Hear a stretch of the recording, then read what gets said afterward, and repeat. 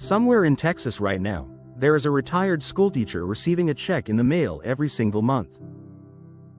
She did not work for it. She did not manage anything. She did not call anyone. She did not make a single business decision this month. She woke up, made coffee, watched the morning news, and the check arrived the same way it has arrived every month for the last 11 years. The check is for the oil being extracted from land her grandfather bought in 1947. Land that she inherited. Land that sits underneath a quiet corner of the Permian Basin in West Texas, one of the most productive oil regions on the face of the earth. She receives 18.75% of every dollar that oil generates after it is pumped out of the ground, transported through a pipeline, refined, and sold. She pays none of the drilling costs. She pays none of the operating expenses. She employs nobody. She manages nothing. She just owns the mineral rights beneath a piece of land that her family has held for 79 years. And her monthly check is between $8,000 and $14,000 depending on the price of oil. Today I am going to explain exactly how that check gets generated, who else gets paid before it arrives in her mailbox, what it would actually cost you to get into this business from nothing, and whether there is a version of this opportunity that is accessible to someone without a grandfather who bought Texas farmland in 1947. The answer to that last question is more interesting than you think. Drop a comment right now.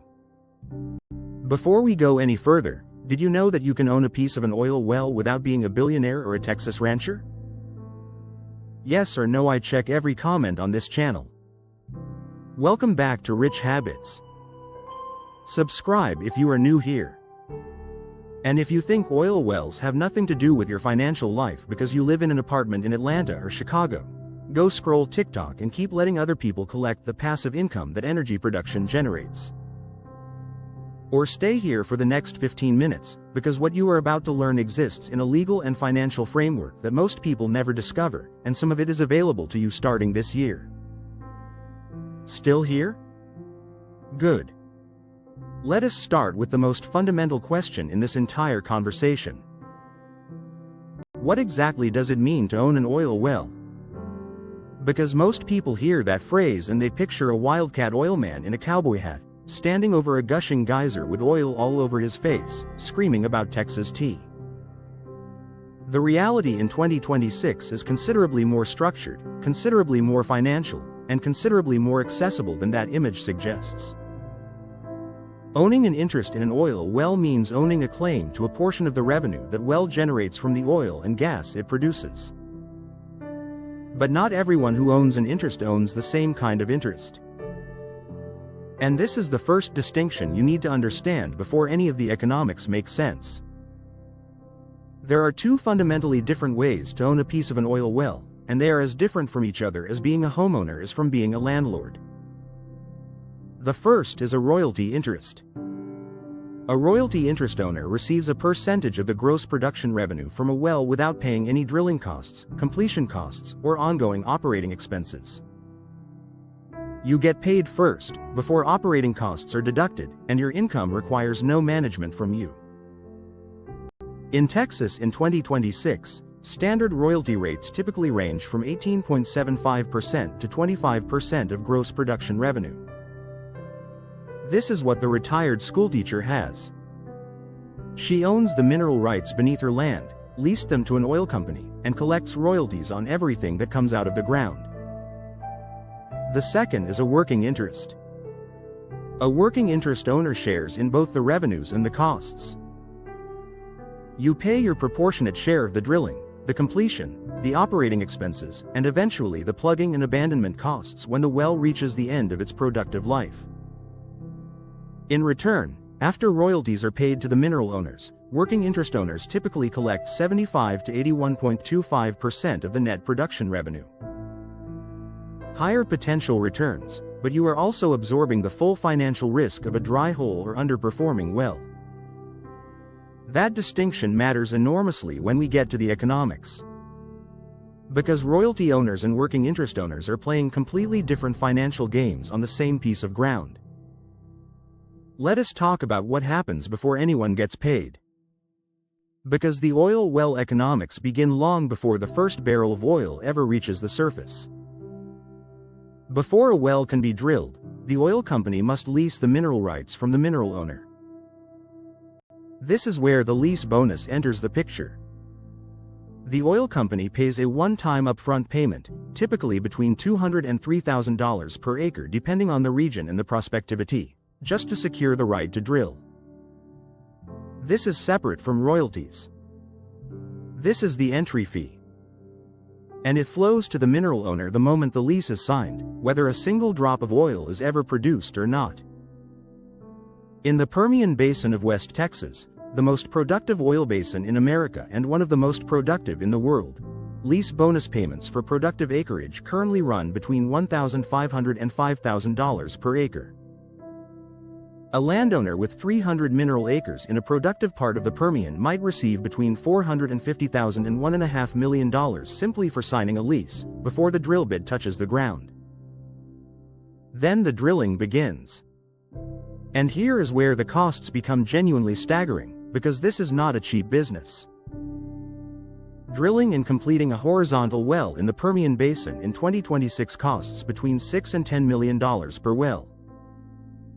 That cost is borne by the working interest owners, not the royalty owners. The process takes approximately 30 to 60 days from spud to first production. Then the completion process, which includes hydraulic fracturing, takes another 2 to 4 weeks. If the well is a success, production begins. The operator sells the oil to a midstream company or refinery. The revenue is distributed to all interest holders according to their ownership percentages, typically 60 to 90 days after the month of production. Now let us look at what the actual revenue and profit numbers look like on a producing well. Because this is the part that most people never see clearly. Consider a well in the Permian Basin producing 150 barrels of oil equivalent per day, which is a reasonable rate for a new horizontal well in 2026. With oil trading at approximately $68 to $75 per barrel in mid-2026, that well generates between $10,200 and $11,250 per day in gross revenue. Per month, that is between $306,000 and $337,500 in gross monthly production revenue. Now that revenue gets distributed. First, royalties are paid. If the royalty rate is 20%, $675,000 per month goes to royalty interest holders before any operating costs are deducted. The remaining 80%, $2,700,000 per month, goes into the working interest pool, from which all operating costs are deducted before the net revenue is distributed. Operating costs on a horizontal Permian well run between $15 and $35 per barrel. On 150 barrels per day, that is $2,250 to $5,250 per day in operating costs, or approximately $67,500 to $157,500 per month. After operating costs, the working interest net revenue on this well is approximately $2,542,500 to $2,632,500 per month, distributed among all working interest owners according to their percentage stakes. But here is what most people miss: wells decline. They do not produce at peak rate forever. A typical Permian Basin horizontal well declines at approximately 60 to 70% in its first year, then moderates to a slower decline rate in subsequent years. By year 2, that 150 barrel per day well might be producing 60 barrels per day. By year 3, 35 to 40 barrels. The economic life of the well extends for decades at declining rates, but the massive early production window in the first 12 to 24 months is when the bulk of the economic value is captured. Now let us talk about the tax advantages. Because this is the element of oil and gas investing that most people know nothing about, and that makes it one of the most tax-efficient investments in the entire American legal framework. For working interest owners, approximately 65 to 85% of drilling costs qualify as what the IRS calls intangible drilling costs, or IDCs. These are 100% deductible in the year they're incurred. On a $50,000 investment in a working interest where 85% qualifies as IDCs, you receive a $42,500 tax deduction immediately, in the year you invest. In the 37% tax bracket, that represents a $15,725 reduction in your tax bill in year 1. The remaining 15% of costs, representing tangible assets like casing, equipment, and storage tanks, can be depreciated over 7 years using accelerated MACRS depreciation, providing ongoing deductions throughout the production life of the well. And then there is the depletion allowance. Because oil and gas in the ground is a wasting asset, the IRS allows royalty and working interest owners to deduct 15% of gross income from oil and gas properties from their taxable income every year through what is called the percentage depletion deduction.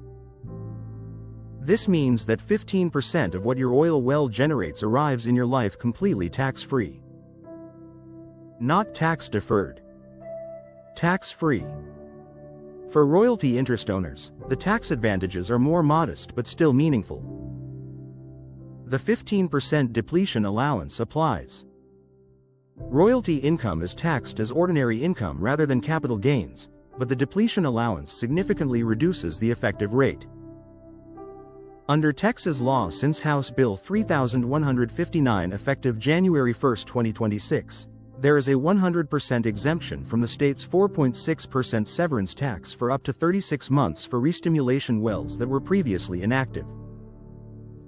This creates an additional incentive for investing in the reactivation of older wells that have been shut in due to low production rates. Now here is the question you have been waiting for. How do you actually get into this business if you do not have a grandfather who bought Texas farmland in 1947? There are 3 realistic entry points in 2026. The first is purchasing mineral rights. Mineral rights are bought and sold as a commodity. The most common pricing formula for producing mineral rights is 3 to 6 times the average monthly royalty income. If a tract of mineral rights generates $2,000 per month in royalties, it might sell for $6,000 to $12,000. For non-producing minerals in promising areas, pricing is typically 2 to 3 times the last lease bonus paid in that county. Online marketplaces including U.S. Mineral Exchange, Pheasant Energy, and Ranger Minerals actively trade these interests.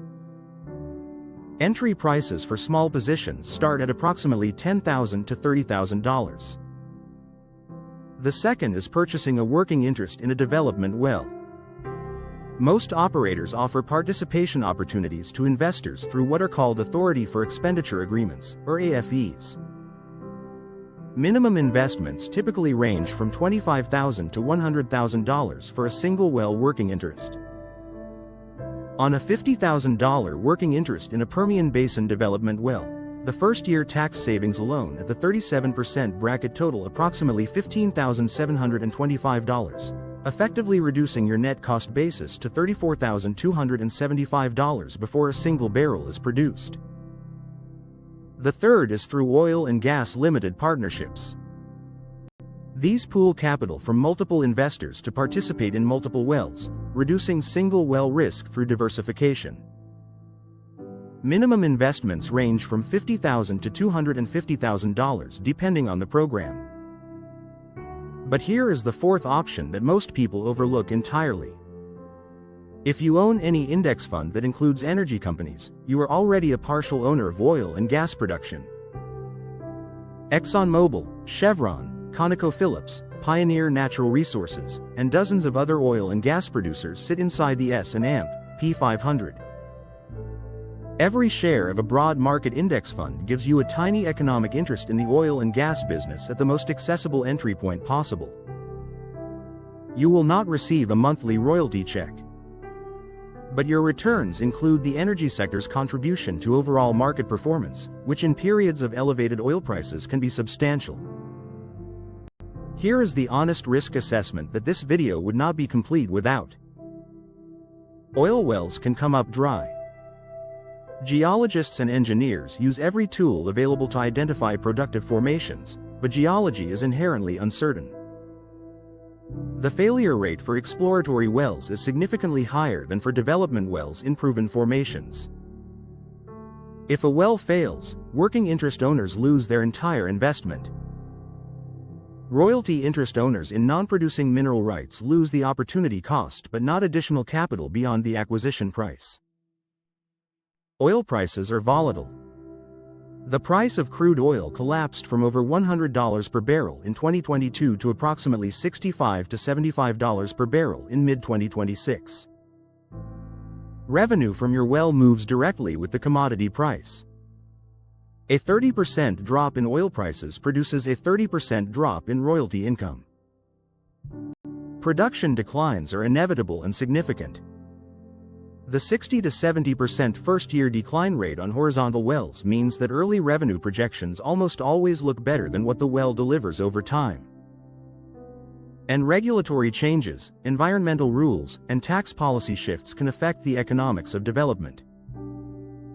The industry is subject to political risk at both the state and federal level in ways that most other investment classes are not. With all of that said, oil and gas investing remains one of the few investment categories that offers direct passive income without stock market correlation, significant first-year tax deductions, a depletion allowance that makes a portion of income permanently tax-free, and potential monthly cash flow from the moment a well begins producing.